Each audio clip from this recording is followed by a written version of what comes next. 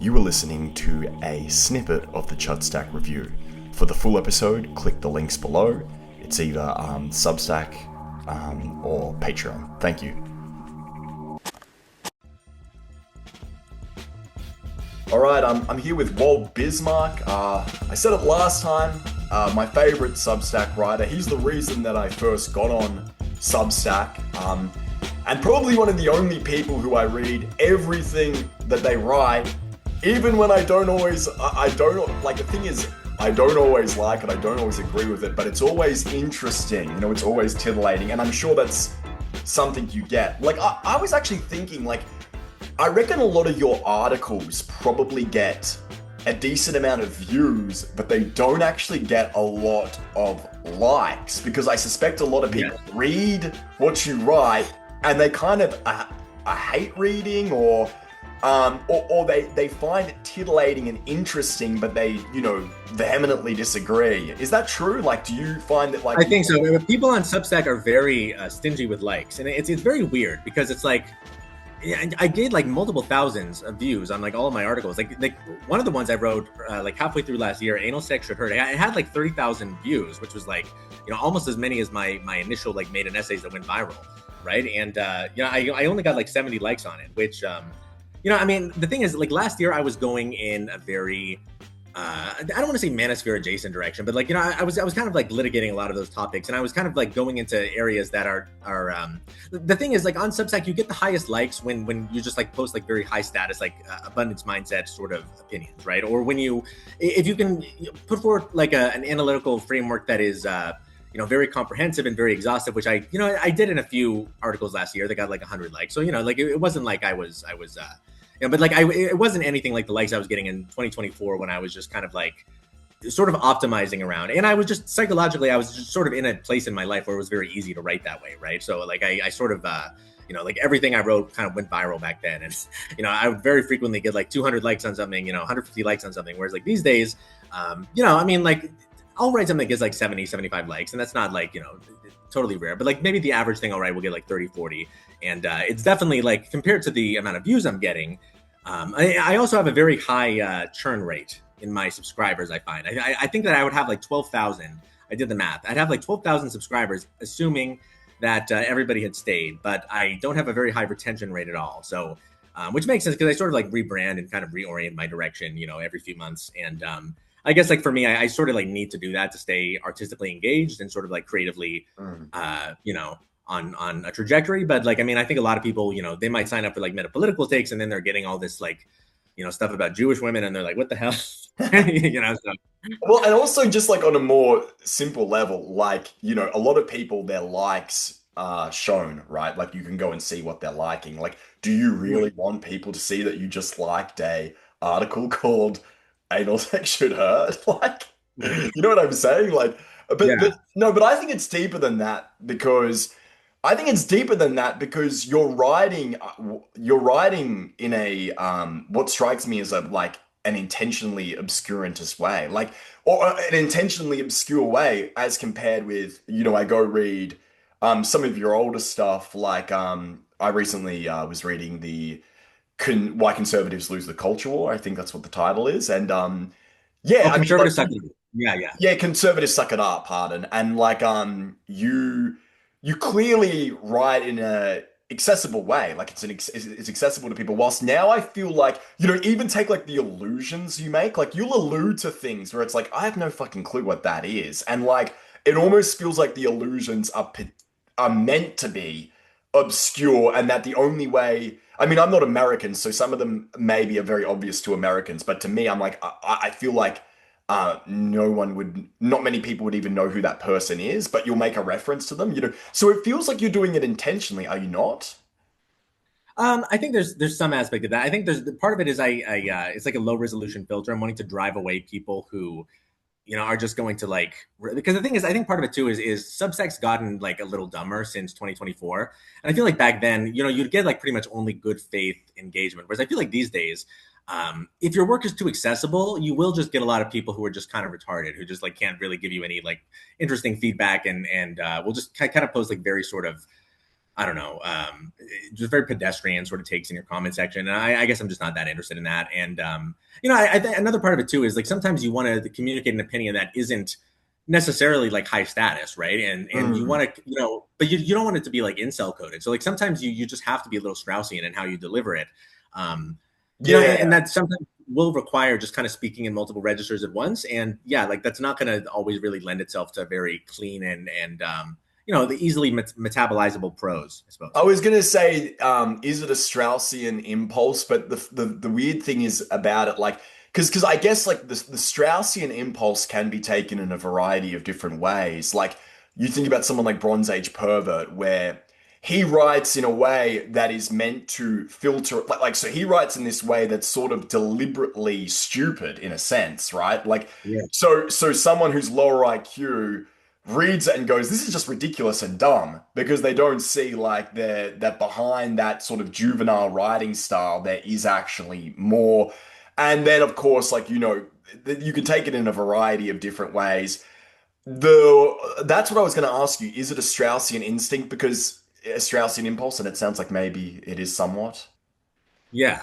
I would say another part of it too is I just sort of enjoy like I guess like flexing on the reader sometimes. Like say like I kind of enjoy like the fact that like somebody probably doesn't need like a 120, 125 verbal IQ to really understand a lot of my stuff, right? Because it's just very recursive, it's very layered. It's sort of like and there's a sort of like bullying aspect I kind of enjoy, just like knowing some people are gonna like read it and they just won't be able to follow along. And I guess I've kind of like an asshole tendency in me where I sort of enjoy that, and I sort of do just like that.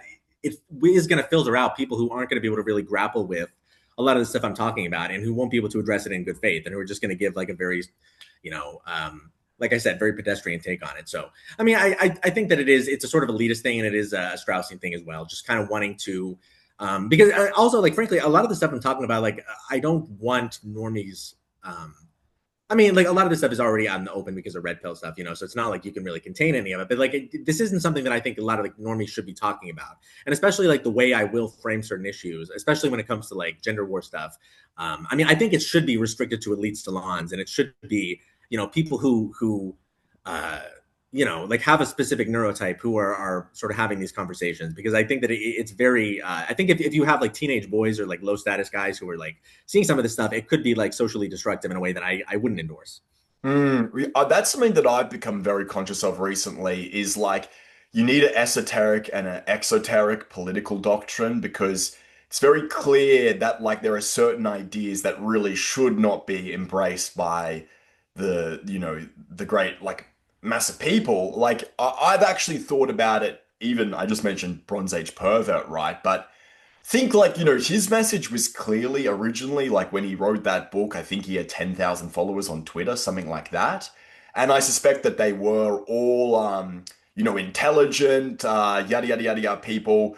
And this message of like because I think the subtext of that book is basically like you need to be preparing to take over the state in some kind of coup. Like, like Yeah. that is that he doesn't say it that explicitly, but that's obviously the subtext, right? And do you want like hundreds of thousands of right-leaning guys who are pretty normal, like thinking that way? Like, I don't really think so. I actually think that becomes a bit dangerous. Like, it's like I actually just did a podcast. It was called like Reverse Engineering Ned Flanders Conservatism. And the point that I sort of made in it is like a lot of guys really are better off with sort of normie, like conservatism, whatever you want to call it. That would actually Yeah. probably serve them much better, like than whatever they're getting now. And that's not really BAP's fault. I don't think he ever expected to become that popular, but yeah, that is a serious problem. Like the internet just disseminates information indiscriminately, and you do need to sort of think about ways you can filter your message. And one way you can do that is writing in the way that you do write. But you mentioned status, and that's actually what I want to talk to you about today. We're going to talk about status and epistemology. So people often say, you're obsessed with status, and I think you made a note a couple of weeks ago where you said, actually, I'm not obsessed with status. I'm obsessed with epistemology. Now, obviously, epistemology is a branch of philosophy that deals with, how do we know what we know? Why do we believe what we believe? And I think if you went and asked the average person, why do you think what you think? They would say, well, I went through a process of rational deliberation. I looked at the statistics, et cetera, et cetera, and I came to this conclusion syllogistically. And it's like, no, you didn't. Like, I think that's what we both realize is no, you didn't. Actually, most people believe what they believe um, precognitively, right? Like, they believe it instinctually. And it has much more to do with neurotype, but then also with status. So, really, that's a long-winded way of saying most people believe what they believe because it's advantageous from a status perspective, right? Like, And it's something you feel in your teeth. It's not like something you reason, right? mm, It's like, as Hume said, reason is the slave of the passions. It's something where you sort of back solve for a reason. To think, is this guy trustworthy, or does this opinion seem legit, or is this cope, right? And I think like Zoomers are they're very aware of this. Like they're pure amygdala, right? Like they'll hear something and they'll just say cope like right away. Like they won't even really give you like mm, whichever side is explaining more is automatically cope to them, mm. right? And it's not, there really isn't any room for like explanation or litigation or debate anymore. It's just purely like, like what is the most automatically legible narrative to the man on the street? Like what is it that appears like the most parsimonious, really?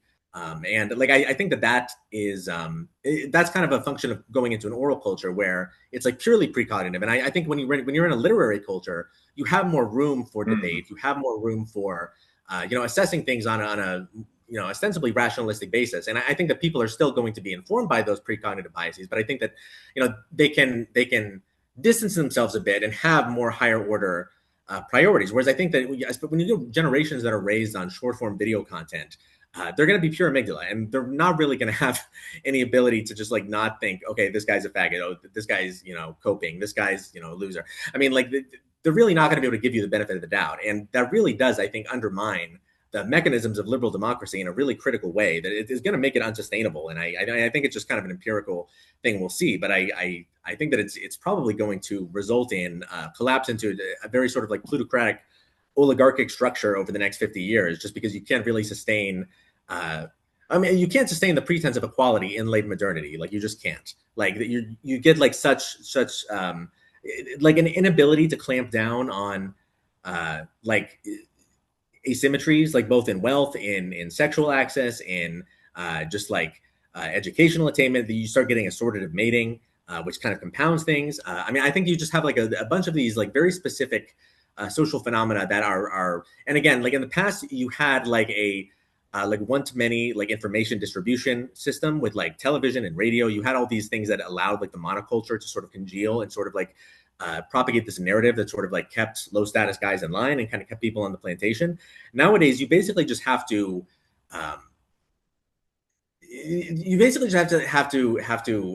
like euthanize them in a sense. Like it's you have like porn and video games. Like it's like a paralytic, right? It's like you're sort of like taking them out of society. But like people aren't really talking about this as much as they should. But like the bottom third of Zoomer guys are just kind of like inert. And like to me, like this is just a fundamental crisis of civilization that has really become like the fulcrum of my project. That like we need some sort of outlet for surplus males, like whether that's war, whether that's like seafaring. Like traditionally we have that. So it's like if we're not going to like send all these guys to Mars or Taiwan or something, I mean, like I don't know, like I think you're going to see more stochastic terrorism. I mean, you're going to see certainly just a lot less. Like social productivity, right? I mean, because it's I think for like a pretty big chunk of these guys, it's perfectly rational to just sit indoors like smoking weed all day and gooning. And Mm. to me, that's just like horrifying. Well, no, wait. I want to circle back to what you're talking about, the oral culture and the yeah, like a literary culture, whatever you want to call it, right? So clearly, no one's going to dispute the fact that attention spans are dropping like dismally, right? And then Right. basically what you were saying then is if people don't have the attention span to focus on like a train of thought for that long, well, then obviously it's the more it's things like how you look, for instance, that become a lot more important than what you say. And that's, I think, what's beginning to happen is that it's much more about who you are than what you say. And actually, this kind of circles back because you were saying like it actually is disruptive to liberal democracy, right? Because you can see that all of our institutions are built on the assumption of like we debate a policy and then we go through a process of deliberation and then we come to a conclusion that is not perfect for both parties, but is like a sensible compromise. And if it starts to become clear that no, it's less about reason and much more about status, it's about who thinks and says what, then that whole process of like it just becomes like no one's even thinking about policies. It's all just sort of tribal affiliation, right? And status games. But I was actually thinking, because this is something that I wanted to speak to you about. Is I wonder if that is disadvantageous to spurgy autistic guys in a way, because like this is my conception of that the spurgy neurotype is that they are actually in some sense more rational in some sense, right? The nerdy character, like you think about like the Star Trek people, right? Like they're all reason, um they have low empathy and poor intuition, social intuition, but they have a good capacity to reason.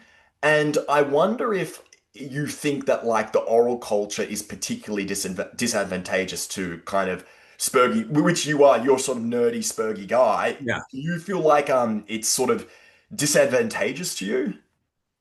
In certain contexts, yes. I think that you can play it. There are certain guys, like someone like Hanania, someone like DLA, someone like even Worst Boyfriend Ever. Like there's certain types of spurgy guy who can, and even me in 2024, I very much did this. You can signal hack. You can figure out what connotes high status, and you can just double down on that really aggressively. And because you're spurgy, you can do this in a sort of metacognitive game theoretic way where you can sort of uh, project an image of like chadliness, right? That's like kind of like larger than life, and that people will sort of like build a personality cult around. And like it helps obviously if you have like the meat and the metal and the muscle or whatever to like back it up in real life. But I mean, there's really nothing stopping somebody from just kind of like lying, especially in the age of AI. I mean, like it theoretically would be completely possible for somebody who's just like a total like random neckbeard or like like midget or something to like like project an image of chadliness just kind of like by semiotic arbitrage and by sort of like signal hacking, right? And I think that is that's actually like very dangerous because we're like the smoke is more separate from the fire than it's ever been. And I think that like these days, Zoomer boys and especially Gen Alpha, I mean, if you look at how they're kind of being socialized these days, it's really less about the substance and more about like how you sort of finesse the system and how you can sort of sell yourself and how you can like the sort of image that you can sort of project to the world, right? I mean, like for instance, it's like pre-selection is kind of like the biggest thing that helps you with women these days in the dating market. That's what like a lot of Zoomer guys will tell you. It's like it's the image of them seeing, and which it's always been the case that like when women see you being desired by other women, then they'll find you more. Like that's always been the case. With Zoomer girls, it's a lot more so than millennials. Like with millennials, there was more of a focus on values and alignment and all that stuff. Like that's kind of gone out the window with Zoomer girls. It's much more about like raw. Like the status in like just purely in the sense of like sexual access, right? So I mean, I think that is I mean, I think it's just bad for civilization. I think that oral culture like it kind of like breaks down coordination mechanisms. It makes it so that you can't like plan, like you can't build institutions, you can't have like a sort of like low time preference, like slow life history approach. It like you're always having to sort of game around the current moment, game around what's happening in the feed. You can't really form lasting alliances. I think it's really bad. And I think that like Zoomer girls have adapted to it kind of okay. Women are just more adaptable than men. I think Zoomer boys are like all traumatized because they've kind of come up in a world where they can't trust anybody, and I think that does something to you. Well, actually going back again, because we had a conversation a little less than a year ago. I don't know, I think it was like maybe 10 months ago or something like that. And I uploaded it to YouTube and the YouTube comments, like I was just surprised, like so many people like just instinctively kind of disliked you and then they would come up with they would come up with like an ad hoc rationalization for why they disliked you, but you could tell that they just dislike maybe like more nerdy or spurgy guys. And I was talking to you before we started about how it's funny that like the bias or prejudice against that neurotype is like very pronounced. You can see it against people like Zuckerberg and Musk, who, by all objective metrics, these are high status, successful guys, and yet in the eyes of most people, they remain like losers. They're sort of disliked. And I think there's something kind of like crazy about that, like how there's just this, and I think maybe this is why you are so cognizant of status and things like that, and also you're so clued into like the pre-rational substrate of belief, is because you realize that a lot of people, they sort of like instinctively dislike you, and then they come up for an ad hoc rationalization why. Yeah. Does that like jive with your experience? Yeah. I mean, I wouldn't say it's like just about me, but like I would say that I think that that's how people are with basically everything. But I think that when you're a spurgy guy, it just becomes hyper salient to you, because like you do just notice there are certain neurotypes that when you interact with them, like you can just tell that it is yeah, like, they're kind of just like reaching for something. And there even like been certain personalities on Substack where I could kind of just tell it was a personality clash, and then they were kind of like fishing for like a moralistic reason. And see, like that's what always sort of bothers me is when it gets like I'm fine with somebody saying like, you're a weird faggot, like fuck you, like like I'm kind of okay with that. What I'm not okay with is when it gets turned into a sort of like moralistic thing, right? I find like one of the most common ones is like, oh, like look at this guy, he's on Adderall or something. Like people like talk about that in this very like moralistic way, when it's like a third of all of like Zoomers are on Adderall. Like what are you talking about? Like it's a very common thing, right? Like it's not even rare these days. But I mean, people will like sort of like grasp for something, and yeah, I mean, I think like at the end of the day, like it is just kind of an amygdalic kind of response. I mean, I have the same sort of response towards them. I mean, I would gladly like throw them in a well, the same as they would me. I think sometimes you just have a certain disgust response, and it's kind of just a war of disgust crusading against disgust. And I mean, I think that like that kind of is just like the fundamental nature of civilization. And well, that's what I realized with politics, right? Because I think that I myself, I wouldn't consider myself spurgy, but I'm very obsessive, and I'm very like I was diagnosed with ADHD when I was like 11, so I'm not one of these fucking people now, like adult ADHD. Every second person has ADHD, but I was diagnosed at a young age, and I do hyperfixate on things, right? And I've always had a kind of bit of a debate bro mentality. So for instance, like at university, I would constantly get into like these debate, like also I should add, right, like I was interested in philosophy, and specifically in utilitarianism, which is a very spurgy way of thinking, and there's a lot of emphasis on rationalism, right? Like why, hang on a second, does that like let's think about the premises. So one of the things I would used to do to demonstrate this, right, I would go in to like lectures or tutorials or whatever at university, and I would basically argue in favor of the legalization of incestuous relationships, right? And I would do this because this is an argument that Peter Singer makes. He also defends like bestiality, right? And I was doing it like somewhat, there was a bit of a trolling instinct behind it, but there was also a genuine like, this seems to be reasonable, right? Like, so it's basically like, hang on a second, why should we ban incest? And then invariably the room would say, because it's fucking disgusting. And I would say, well, hang on a second, right? Like there are people who find homosexuality disgusting. We recognize that the disgust impulse is not sufficient for banning that, right? We in that instance we don't ban it on the basis of disgust. So why are we doing it here? And then they mention like oh well, it's dysgenic. Well, it's like, well, what happens if we go and ban breeding among incestuous people, but we don't ban the relationship? And then they would start to reach for the ad hoc moral justification, which would invariably be there's a power imbalance between the siblings. And you just recognize they're just like, when you can see this in real time, where it's like, okay, I'm ditching my initial position, which is self-evidently just a disgust impulse. So I'm ditching that because I recognize that, I don't apply it elsewhere. And then they reach for something else that gets disproven. And then finally they just grab at something at the end. And you can see that like, it's this moralistic thing, which, you know what I mean? Like it's not. It's just there to mask an impulse, really. Yeah. Disgust. And then anyway, I mention this because this is actually how I've come to realize that most politics. This is why I'm no longer a debate bro, because I recognize that most politics really has nothing, especially now in the media ecology that we are in. Politics has nothing to do with reason. It's almost all to do with status and status coding, right? So Yeah. like you think about like you can tell like an educated affluent woman, right? She is repulsed by like right-wing people, not so much because of the beliefs, but because of the class, right? Like Yeah. it's hicks, it's poor people. And then she comes up with this ad hoc rationalization. It's because they're racist. When I think really, like, and you'll agree with this, right? Like, if they meet someone of their own social class who sort of makes the same arguments in a different way, they're actually a lot more receptive to those arguments. So it's less to do with the belief and much more, again, it's less to do with what is being said. It's much more to do with who is saying it.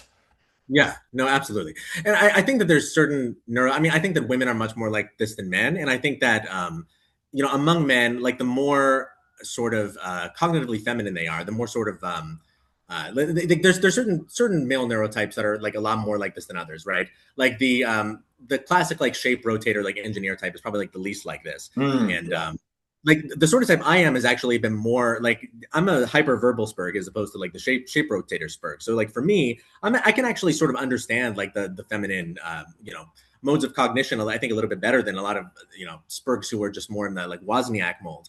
But I mean at the same time, being hyperverbal could sort of be even worse because you get in all these like very literal sort of like linguistic prisms where like you want things to make sense, right? And like you need things linguistically to make sense, and you need things to cohere, and like they never do because it's based around like ad hoc status adjudication. It's never based on like like coherent moral philosophy. But like the thing is yeah, I mean like in practice, like you just have to sort of like figure out a way to accommodate that. The problem is here's the problem is that like for society to run smoothly, people need to believe in these things almost as like normative truths. Like they have to believe in them in their teeth in like a way that's like meaningful. But like it's like a necessary fiction in a sense, right? Because like maybe you could say like elites can think of it in a non-normative sense, but like I think for the average person, they do have to sort of like believe it's kind of gripping in a way, and that does just lead to a certain amount of bigotry or a certain amount of just like social friction. I mean, like there really isn't a good answer here. This is just kind of an unfortunate facet of human nature. Well, I was actually going to say, so again, yeah, maybe the reason I'm not saying shape rotator is because I don't see you as a shape rotator. That's why I'm saying spurg. I kind of feel bad saying it because I don't mean it as an insult. When I say spurg, I actually mean it more as a neurotype, but I'm not sure what I should say instead. But I kind of do mean shape rotator, but you yourself are not a shape rotator. So yeah, basically, I noticed that like the Spurgy types are drawn towards algorithmic reasoning. And I think this was true of someone you look at like Jeremy Bentham, right? Like he actually, you look at his life, he would never leave his home, right? He was terrible socially and he had like almost no social intuition, right? And I think that like I know that when historians go back and diagnose certain people with certain disorders, right? It's like always very speculative and unconvincing, but you read the account like these modern academics make of like why they think that he had Asperger's, and it's like, yeah, it's pretty convincing to be honest when you look at the biographical details. And anyway, basically why I'm mentioning this, right, is like you can see that that he literally thought of morality as an algorithm, right? Yeah. And I can't remember what he called it precisely, but he had an algorithm, right? And obviously that is what can we do to enhance utility? What can we do to decrease suffering? Okay. Hedonic calculus, I think it was called. Yeah, the hedonic calculus, right? So yeah, so it's an algorithm, right? And you and I both know we look at like Bentham's bulldog, who again he's definitely a Spurgy type, and you can see they have this algorithm, and I think that Spurgs excel in algorithmic reasoning. And you can see that's what he's doing, but you can recognize, and you would recognize it in him, is that he has all of these short sights. Like there's these things where, the map and the territory don't quite match. And I was Yeah. thinking, when you think about your own thinking when it comes to status, do you ever worry that like maybe you yourself are kind of you're doing something similar where you're maybe focusing a little too much on this one thing and the map and the territory are kind of different? Do you ever worry about that? Yeah, I mean, I think that one failure mode I think of Spurgs like in general is that like everybody needs aggregative heuristics to like function in the world, right? Hmm. And like, we all base things on our own experience, and like the first pushback I always get is like you're basing this on like a very like select group of people, like like the stuff that I say about women, like oftentimes I'll get women pushing back saying, this is true of like art hoes in like urban ecologies who are like younger, but like this wouldn't be true of like married women. But it's like I mean it's true, but it's kind of beside the point because it's not really who I'm talking about, right? Hmm. And then like I think that oftentimes men who are just more embodied or more have like more of a synchronic sort of cognition where they uh, they can't just kind of process things in the moment without, overthinking things. I think that like they oftentimes will, like I think they'll just dismiss a lot of this because they'll think like, you're kind of overthinking it, you're kind of getting in your head too much. I think they just don't really realize that like for certain neurotypes, you have to have those heuristics or else you're going to like over index on like what women say too much and like not, like read things too literally. It's kind of necessary to model the world in this very sort of baroque way sometimes in order to just have like an accurate understanding of human behavior and of like long-term like incentive gradients and everything like that. I mean, but that said, it's like there's no way to yeah, I mean, like there's no way to track perfectly with the world in the sense that, like you can't always tell how technology is shifting things, how like the economy is like shifting things. Like there's all these different variables. Like I think that like sex and race and stuff like that, they're like load bearing variables that are like the most important. But there's all this like second order stuff that's always shifting that I think it's very hard to like ever control for, right? And I think that like like every individual you can't really just treat as a data point. Like you have to treat as like they're sort of, and I think that it can kind of sometimes like when you're talking to an individual, I think especially women and more normie sort of guys, they'll get sort of like offended or they'll get sort of creeped out when they feel like you're sort of treating them as like like a specific like like variable in your model as opposed to like an individual or whatever. Whereas like for me, I sort of think I like to humanize even myself in that sense. Like I think of myself as like a collection of variables, right? Yeah. Whereas I mean, most people they kind of want to have this inscrutable, you know what I mean? It's a sense of like selfhood that's like can't be dissolved into, like different parts. But I mean, to me, that just I just can't relate to that. I suppose. Yeah, I was gonna say that like that's with my partner, like that's something that we're always she's like, you always go so macro and I'm always going micro. So it's like systems thinking. I think that that's Yeah. definitely much more of a like abstraction and systems thinking is definitely more of a male quality. But going back, actually, there was something you said then that was interesting that I want to. I feel like one of the things that you clued me in on was well, Jordan Peterson talked about it back in the day, but I never took it that seriously. But the personality traits, the big five personality traits, I think that we actually have the same personality traits. So high in openness, low in conscientiousness, low in agreeability, and I'm trying to remember what else. I was high-ish in neuroticism, right? Like not super high, but I was on the higher side of neuroticism. And what am I forgetting? What's the last one? Anyway, it doesn't matter. Or extroversion, yeah. So I was more extroverted than introverted. So we have a similar personality, but we're very different, I can tell, in other ways. And I think one of the ways is I feel like I am pretty embodied. I'm a pretty embodied person, like we spoke about last time, into hiking, martial arts, weightlifting. But I wasn't always like that. And I feel like prior to doing those things, I suspect I was actually higher in neuroticism and more in my own head. And sometimes when I do listen to you talk or I read your writing, I can't help but feel like did you ever remember that Mishima book, Sun and Steel, that always gets Yeah. Yeah. well, I think that like anyway, like that's one of those books that gets cited a lot, but I don't think many people read it because when you read it, it's not that good. But anyway, the point that I see him as making in that book was he was a sick boy, obviously highly neurotic and obsessed with words. He was a word cell. And then what happened to him at some point in his 20s is he recognized like the words were actually losing contact with reality, right? It was almost like the words ceased to make contact with reality. And that in part is why he felt the need to embark on this sort of sun and steel journey, is that he felt like in order for his words to sort of reconnect with the world, he needed to become more physically embodied.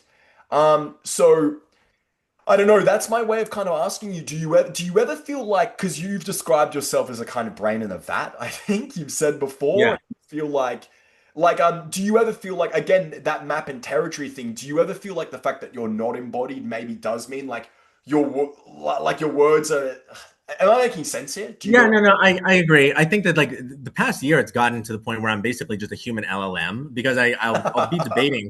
what? I'll put one of my essays into ChatGPT and I'll be like debating it for like 6, 7 hours straight, and it's sort of like after a certain point, it becomes very rabbinical. It's like just pure like pill pull. And I mean, I think that like the problem is I have a very I took this like I had my whole community take it. It was an intelligence test. It wasn't it was an IQ test, but it was like a specific kind that like it measured all these different kinds. And like I was like 154 in verbal, but I was like 127, 122 when it came to like the physical stuff or like like, and I was very low when it came to, I was like 112 when it came to like spotting like patterns like in the real, like basically I had ChatGPT analyze like what the combination like would like the impact it would have, and it said that like this is the sort of person who they would find just like basic administrative tasks or like basic like physical things just very like tiresome, and it would be easier to like invent a model for something or to sort of like out argue something as opposed to just like dealing with the thing in the physical world, right? And that's kind of the main failure mode, is like like oftentimes you can't just like out argue reality. And I'm able to do that much more so than most people. And like the problem Yeah, is yeah, yeah, yeah. once Dude, you you reach a certain point. absolutely can. You absolutely can. Where I feel like that is the sort of curse of high verbal intelligence, is that you actually can basically construct ironclad cope. You know what I mean? And Yeah. I think that, but here's the thing, like actually this is because the cope thing, I'll give you a funny like anecdote, right? So I have a friend who's been chronically unemployed, all of his, so I just turned 30, he turned 30 as well, and he's been pretty much unemployed for his entire 20s.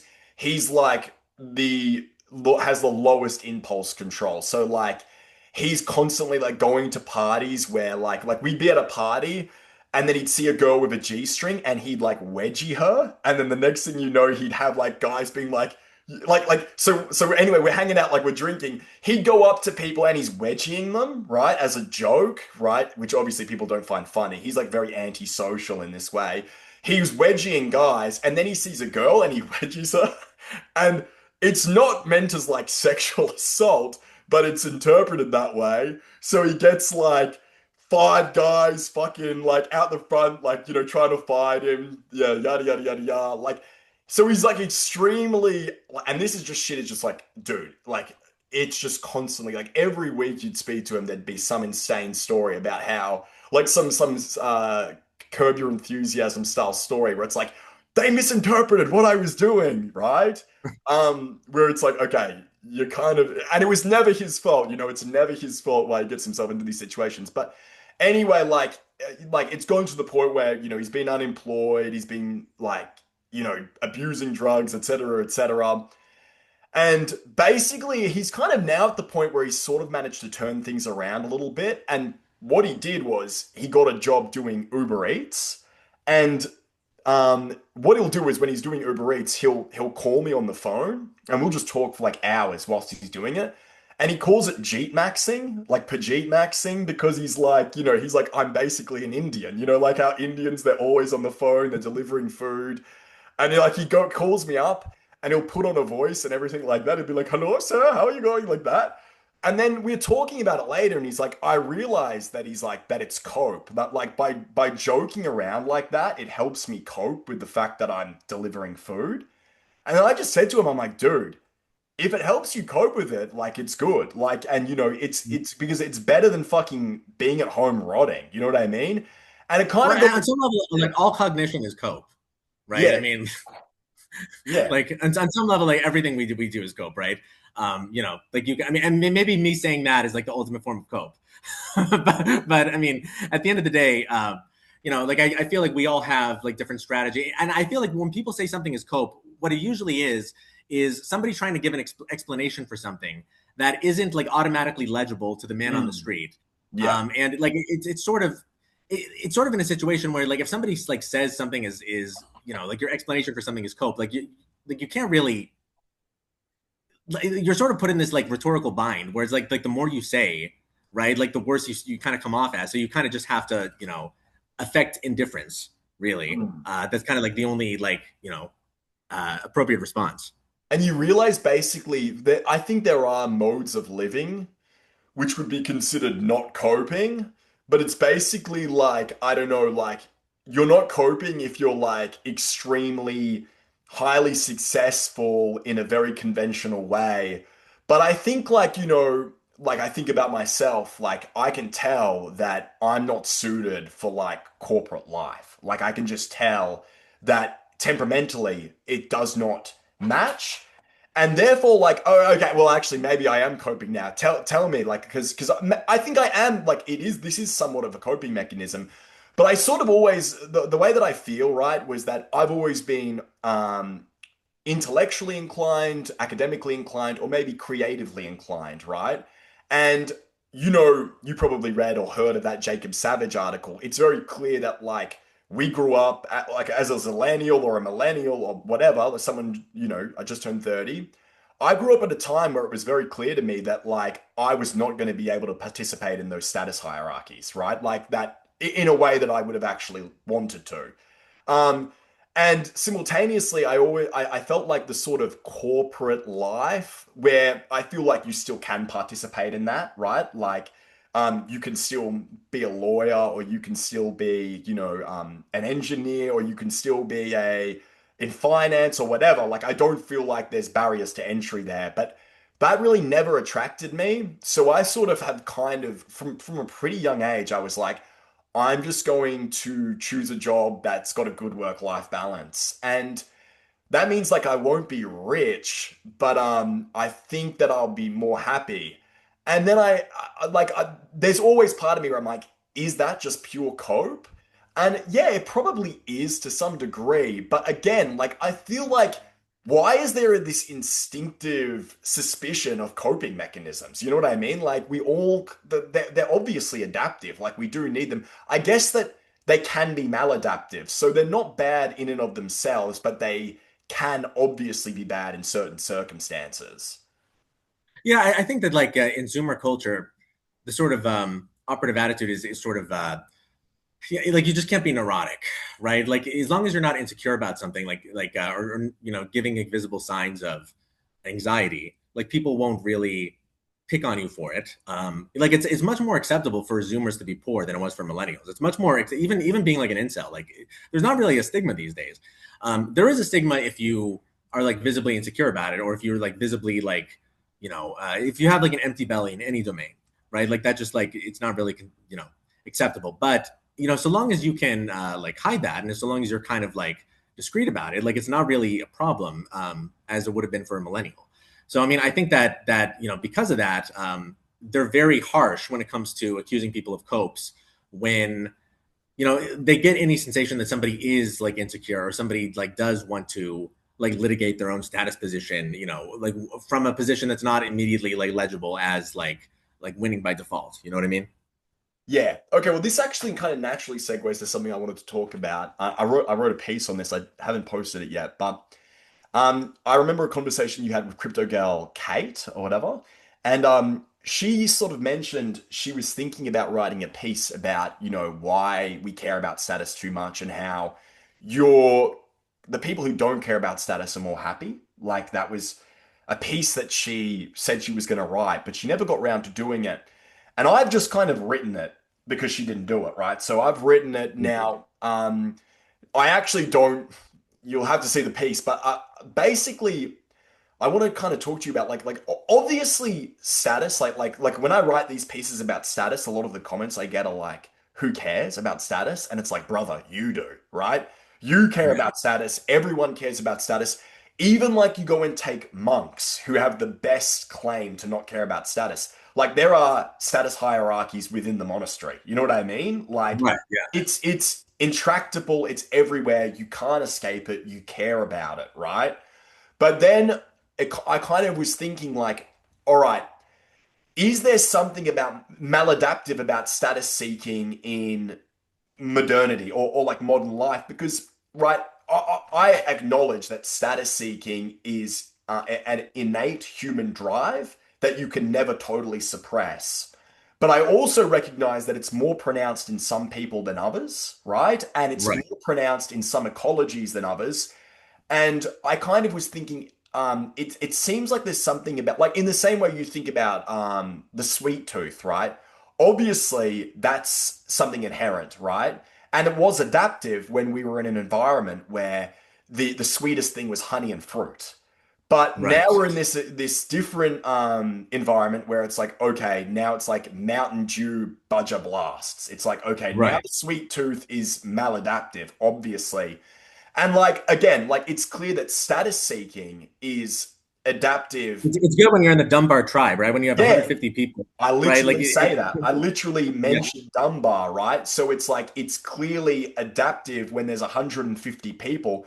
But what happens when there's 150 million people, right? You're in a nation state, or in the case of America, like 300 million plus.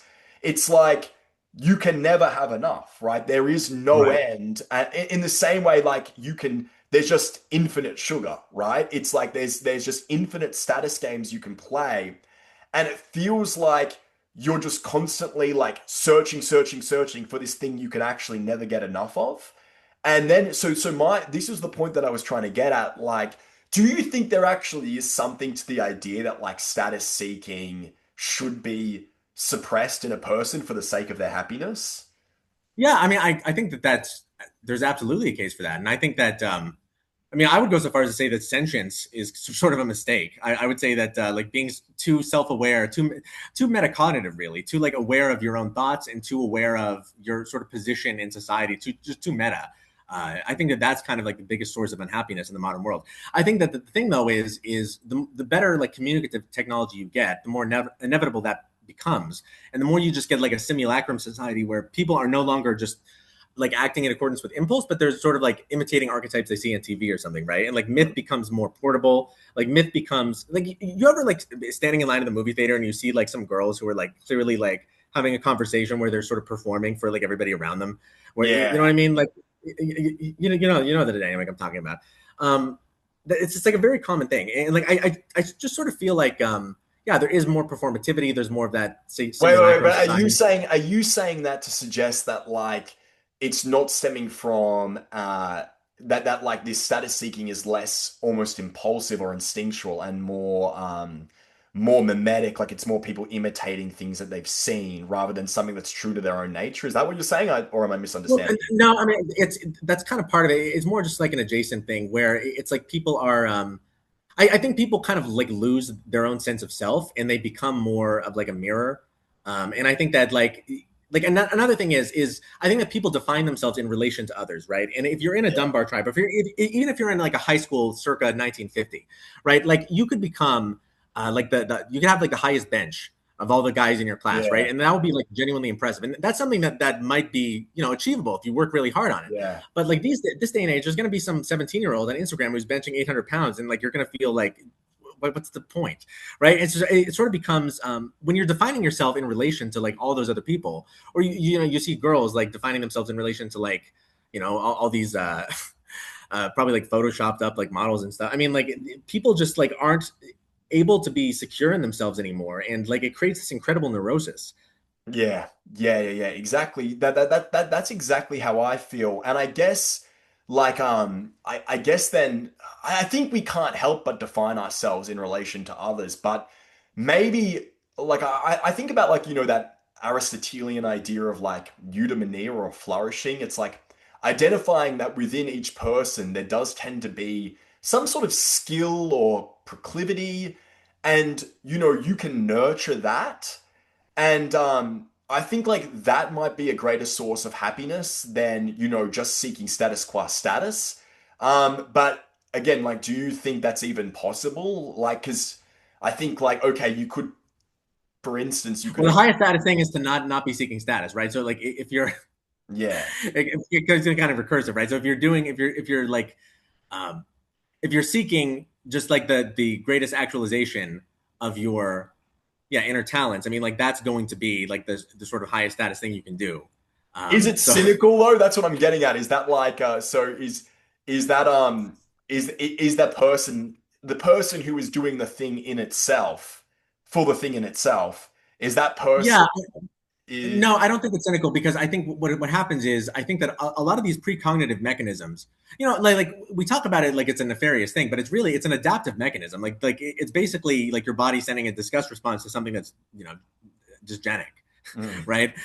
So I mean, like it's the reason people have an ick when someone talks about status or when someone's like too explicit about any of this is because it's maladaptive to be aware of it. Like metacognition is maladaptive. Being too sentient, being too self-aware of your position in the world is like it gives you worse life outcomes, and it's not something that you should No, want. but I also think though the reason people do not want you to talk about it is because often like you can lay bare the fact that it's like, hey, the reason you like XYZ isn't because you're like an individual or whatever. It's because you are a total slave to status, right? Like that's the Yeah, reason people hate it, is because you can really like, even I wrote this again, like that was my most popular piece, The Gentle Introduction to Status. And people would be like, I had a friend who even messaged me and he's like, fuck you. Because he felt like seen, but like in a way, because a lot of the time, like, you can start to explain this is why you do X. Like, okay, like when you buy a Subaru and you live in like an urban environment and you never go to the kind of like you never go hiking or whatever, you are signaling, hey, I might live in the city, but I like to get away from it all. If you can go and basically be like, the reason you buy this isn't for the functional reason, it's not so you can drive off-road, it's because you want to signal you are this sort of person. And if you lay that mechanism bare, people feel exposed and that's why they hate it. I don't think it's yeah. I think it has less to do with it being maladaptive per se. Then again, I think it probably can if you start to overdo it, it probably does get a little bit yeah, but that's It creates a kind of cognitive load because you can't take anything at face value anymore. Like I can't like it's gotten really bad for me. I cannot listen to a conversation. Like if you look at most conversations between straight men, it's basically all like status jockeying, right? mm. I mean, like one guy is like trying to sort of like position himself as more like unbothered than the other. Or if you look at like women, they're like moralizing an essentialized like precognitive status position.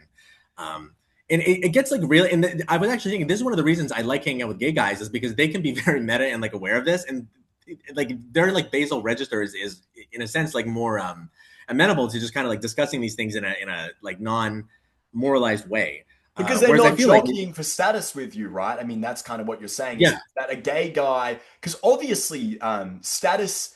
This is actually just another thing I wanted to say is like status is not meant to be an end in itself. It's actually a means to an end, and the end is obviously like procreation, right? That's the right, purpose, evolutionary purpose it's meant to send.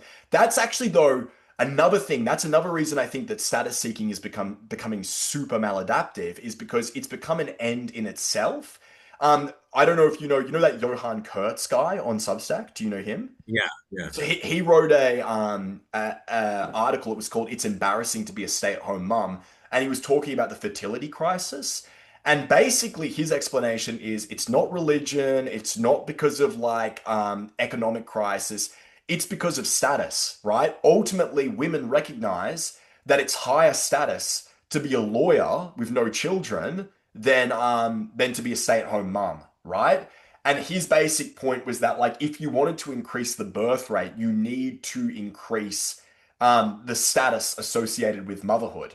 And I'm like, that so far has been like the most convincing argument because you think about the most status obsessed places, They're all the places with the lowest birth rates, right? So that's like literally the definition of maladaptation, like maladaptive behavior, right? Yeah. If it's Well, the problem with this is and women know this on an intuitive level, right? Is that status becomes very zero sum, and especially with women, like when the stay at home mom is sort of like elevated, the working girl becomes denigrated, right? Mm. And like there's really no room for like live and let live. And it's the case with men too, but I think in kind of a different way. Like with women, it really does seem to be like this, like an implicit rivalry, right? Mm. Between like like what are they? And probably even more so like between like working moms and stay-at-home moms. Like there's just kind of like innate hostility that I think is I feel bad for women because I mean I think it oftentimes like whichever one they end up in isn't really something they were like sitting down at 22 like planning. For some of them it was, but probably for most of them it wasn't. And they kind of just chanced into where they were, but they end up in these very like tribal camps by midlife. I'm kind of interested in asymmetric strategies or whatever. I'm interested in weird life strategies because I do think that like sometimes just thinking a little outside the box can have massive returns. So like one example, like okay, in Australia, property prices are insane, right? Like if you look at the top 15 most expensive property prices, I think Australia has four of the 15 most expensive in the world. And that means that like this sort of like millennial malaise is so pronounced in this country because people just can't afford homes, even if they are by all objective measures successful. Like my cohort of friends, like I was saying this on a previous thing, it's like they're engineers, they're lawyers, they're teachers, they're middle or upper middle class. And among my friends, I'm the only person with kids and a home. And that's not because I was more successful than them. In fact, I actually probably earn less than most of my friends. But the reason that I have kids and I have a home is, well, one, I got into a relationship when I was young, but then two, is that I left the city, right? Basically, like I recognize that insofar as I've had that I've managed to hit these milestones, it's just by moving away. And the thing is, in some sense, like living in the city, there's lots of reasons to do it. It isn't just status, but I do think a big thing is status, right? Like Yeah. it's if you like, it's very clear that location is one of the most status coded things. Like you can say, like in Australia, if you say you live in Tarneed, it's like people shudder. Like you don't, if someone lives in Tarneed, you don't want to have anything to do with them. And I'm saying that I believe that. Like if someone lives in Tarneed, I literally like I don't want anything to do with them. And like I make so many assumptions about that person based on that decision, right? Yeah. Um, but then, like, yeah. So basically, what I was saying is, do you think that maybe by caring less about status, you could actually improve your life outcomes and maybe be happier? Well, I mean, caring less about status. I mean, that sort of just sounds like settling, right? I mean, because at the end of the day, um, I know I'm not really interested in status as an end in itself. I'm interested in it less these days, less even for like like money or pussy or anything like that. These days, more for epistemic reasons, in the sense that like the higher status you are as a guy, especially, the more people will just take what you say at face value and sort of like buy into your worldview and buy into like things you do being good and anything that your enemies do being bad ipso facto. Like that's just kind of how people will sort of moralize things. Well, Precognitively. actually, this is I'm interrupting you again. Sorry, but I was going to say this naturally does bring us to a topic I wanted to discuss because you were, I think, and you're very open about this. I think you were actually an incel for a period of your life, right? Like Yeah. you're a late bloomer. You didn't lose your virginity till later in life, and I think 24. again, sorry. Yeah, 24. 2024. That's really not that bad, right? But anyway, but for what, but you would be the first to admit that this is a source of insecurity for you, would you not? Of course, yeah, yeah. I mean, it's something that like, when I say source of insecurity, I mean like, like it's something that like I can definitely be like roused to, like I think I've mostly gotten over it, right? Because I mean, I've been pretty successful with women since then. But like I would say that like I can be poked, right? And yeah, like there's certain things that will sort of like probably bother me more than they would a guy who got laid when he was like 16. Yeah, well, the reason I even bring this up, right, is because I notice, like, throughout your podcasts and your writing, like, you do kind of frequently, not, well, how frequently you do it is debatable, but you do often mention, like, your body count, or you bring up, sleeping with women. Oh, I have a reason. I have a I reason for know, that. Like, but it's anyone who's listened to this conversation knows why, right? The yeah, reason is because if anyone gets the sense that you don't get laid, they don't take you seriously. Like you're like I think you yeah, often say like if you're an incel, you're epistemically foreclosed, right? Because if you don't right. get pussy, no one cares what you think, right? So that's the reason that you kind of do it. But for me, I've always found that like anyway, like basically what I'm trying to get at is when you mention that, I almost feel like you don't need to do that. You don't need to do that. But go on, why do you do it? Well, I mean, I think it's like being visibly spurgy, right? Like like people might just assume things of you that they wouldn't somebody else, right? Or like if you write in a certain way that sort of like connotes certain like personality traits, I mean, people might just like yeah, they might epistemically foreclose you if you don't like connote certain status signals. I mean, and that's why I make a conscious effort to do that. Mm. And the thing is, it's less for male readers. Like I'm pretty sure that like especially like spurgy male guys. I mean, like it doesn't really matter. But like with female readers, I find that like it helps a lot. To Maybe, just topic maybe, like getting yeah, maybe that's where the impasse is because I don't understand, but maybe from a female perspective, that's more important, right? yeah, I mean, you can even listen to my interview with Lirpa Strike, where I was talking about, like just saying that, like, oh, by the way, I have sex. Like, she even admitted, like, yeah, that does make me like trust you more. Yeah. Like, I mean, it's sort of just like women will just like not see you as Yeah. like a threat, as somebody who like might be trying to like spread like grievance narratives like against them that could be like threatful, and like there are just those precognitive heuristics that they have where yeah, I mean, like if you want to have any like fair hearing at all, like you just have to give the impression that you're getting laid. Yeah. And even now that I stop and I think about it, like a lot of the stuff that you've been writing about, especially in the last year, is gender war stuff. And I noticed that even myself, like already I'm starting to realize, hang on a second. Because when I read your stuff about some of the stuff you write about women, like there is this inclination, how much of this is stemming from personal grievances versus like Yeah, well, yeah, it's like, are you just telling on yourself, right? Because it's a sort of thing where it's like anybody who is happy and successful, right? Like they're not going to like write about it in the first place. So it's like a systemic thing that like it's like a self-sealing, like closed loop, right? Like there can't ever really be any like legitimate structural, issues because like and anyone kind of seems like a worm ipso facto whenever they do like raise a grievance, right? Because like how much of this is just like being a freak or whatever. Mm. All right. Are you happy to talk a little bit about sugaring, or would you rather just talk about neurotypes? What do you reckon? No, I'm fine talking about sugaring. All right. So, okay, I'm going to put this behind a paywall this part, but basically, I think that some like I said at the start, like you are my favorite Substack writer. I read everything that you write, and I listen to every podcast, and there's a lot of them, right? You put Yeah. out a lot of podcasts, right? And my own thinking has very much been influenced by you. I think you see now I bought myself some narrative runway with you, Walt. You see what I just did Yeah. there? I bought some narrative runway, so now I'm able to go. I know that this is like.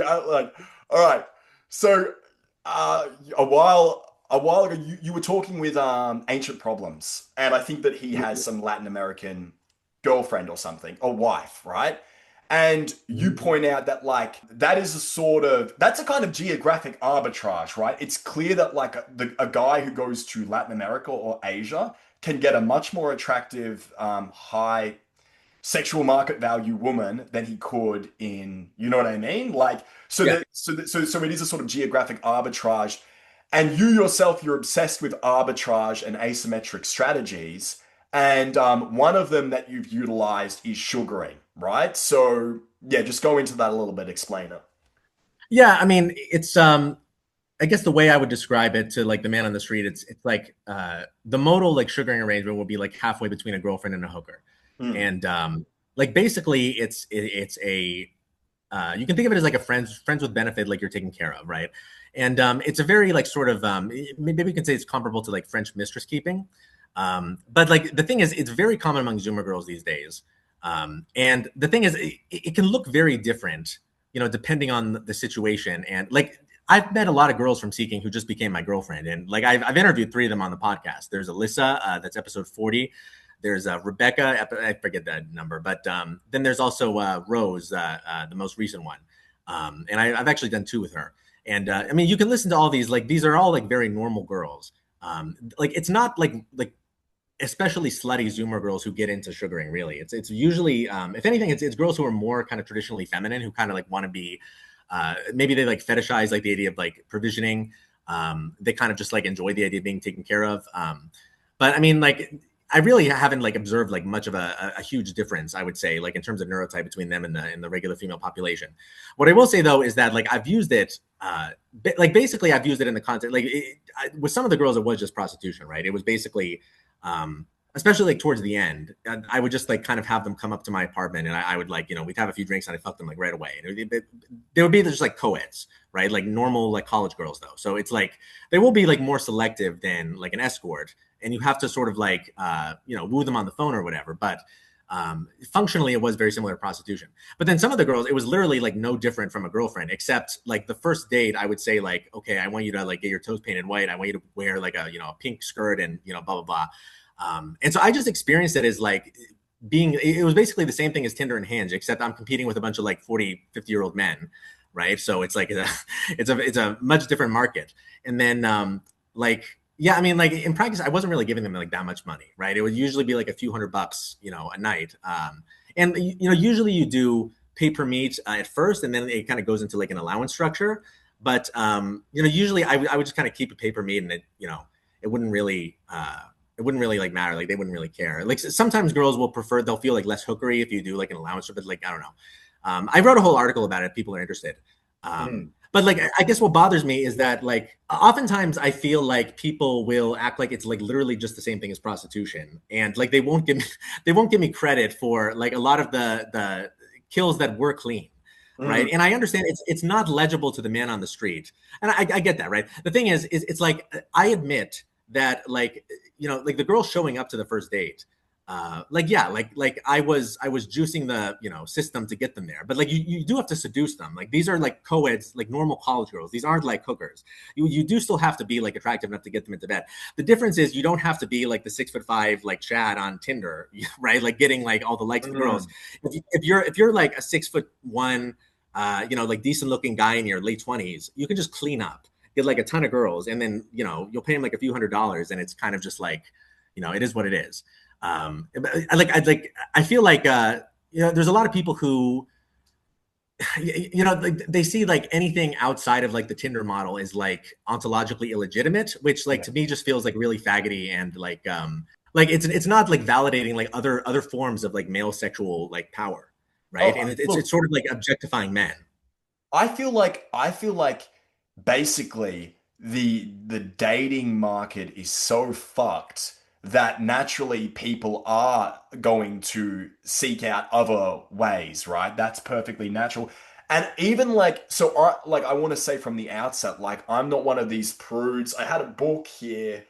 It was on courtesans, and I was reading Yeah. about history. And what one thing that a lot of people like, because obviously the sugar baby is almost like the modern day courtesan, and Yeah. historically a lot of courtesans have actually been highly sought after, even by the most powerful men in society. A lot of these more narrow-minded, maybe traditional types just don't understand like the feminine allure of like a courtesan, like BPD art ho. Like they just don't, which like I think that Yeah. any healthy male understands the allure of like a mentally ill, like to Yeah, but it's more than that, because like the thing is, I've had like relationships from there that were like real girlfriends who I was like in love with, and they were in love with me, and it was very sort of pure. I mean, like Oh it no no no wasn't no no! even. Sorry. That I was more talking about the courtesans, because then I recognize that in your so basically I was just saying that to be like I'm not narrow-minded about it. Yeah. But the reason that it irked me, this is what irked me about it, right, was I was sort of trying to say to you, I was trying to make this point, and again, this is maybe a male-brained point, but I was trying to be like, you get irked. Like I was trying to say, the reason you get so irked and annoyed by people claiming that's these like I do get it because it is more complicated, right? They're not just hookers. I do understand that, but I think the reason you get irked is because you place so much value on body count because you feel like you won't be taken seriously otherwise. And I'm just like, I don't know, like, is that like the best? I should say, like,